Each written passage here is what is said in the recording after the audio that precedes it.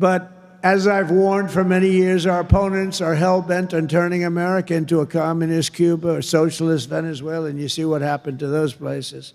For generations, Miami has been a haven for those fleeing communist tyranny in South Africa.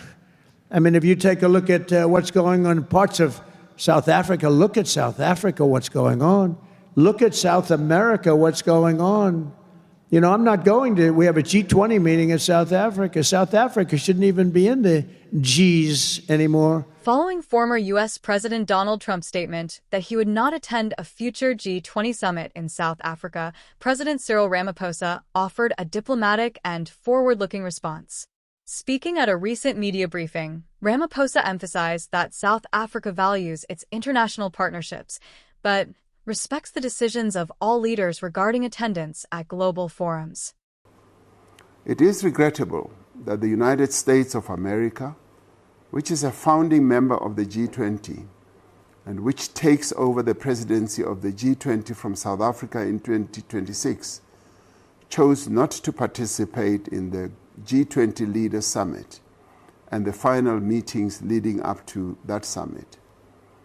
It is even more unfortunate that the reasons the United States gave for its non-participation were based on baseless and false allegations that South Africa is perpetrating genocide against Afrikaners and the confiscation of land from white people.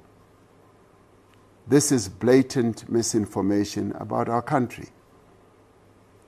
We were most pleased that many organizations, businesses, and individuals from the United States participated in large numbers in G20-related activities, such as the Business 20 Summit and the G20 Social Summit.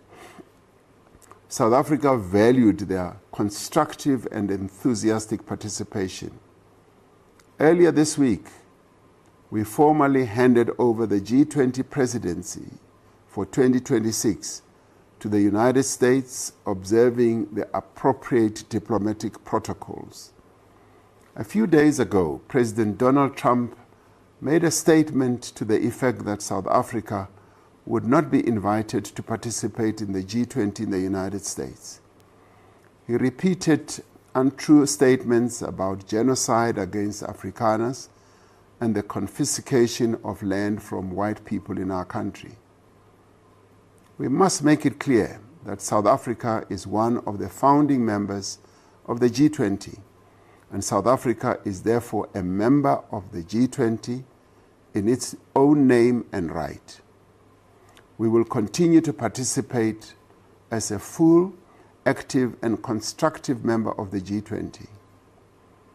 Despite the challenges and misunderstandings that have arisen between South Africa and the United States, South Africa remains a firm and an unwavering friend of the American people. We recall the great solidarity movement in the United States that stood by our side in our struggle for democracy and freedom.